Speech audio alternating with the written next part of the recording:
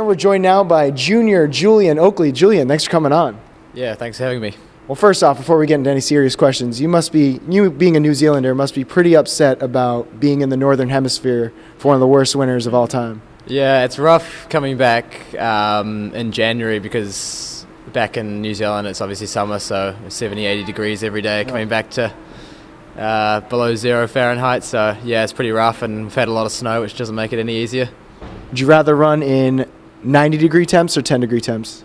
I'd say 90. I'm only 1,500 miles, so if I was running the 10K, maybe a little different, but I think I could survive a mile in the heat. I couldn't survive a 55, to be honest, with any kind of temperature, actually. I was an awful track runner. But anyway, so you recently just came back from Big East Championships, qualified for number 4. What were your feelings going into championship week, knowing what you had to do? I was pretty confident in my chances at Big East. So I really wanted to win the mile. I came out second, but I think there was 5 or 6 guys 4 minutes or faster, so it was a pretty competitive race on the day. But yeah, I really wanted to win. I thought I ran a tactically pretty good race, but yeah, it just got edged out. But second's still not too bad. Oh, absolutely not. I mean, I came in dead last pretty much every race I ever ran.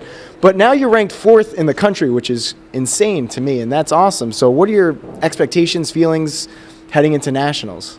Yeah, it's cool to be 4th, but at the same time, I think there's less than a second between 4th and 16th, which is the last person in. So I try to just tell myself that time doesn't really mean anything. It's all about kind of what happens on the day, and hopefully I can just have a good race and make it to the final.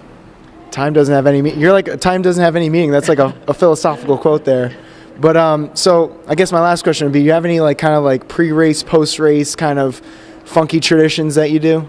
I don't know. Pre-race, I kind of get the pep talk from Ray, and he gives me the sort of tactical advice, and maybe 8 times out of 10 I don't follow it, and then I have to hear about that afterwards, and then maybe a nice burrito after the race or a burger or something like that always goes down a treat.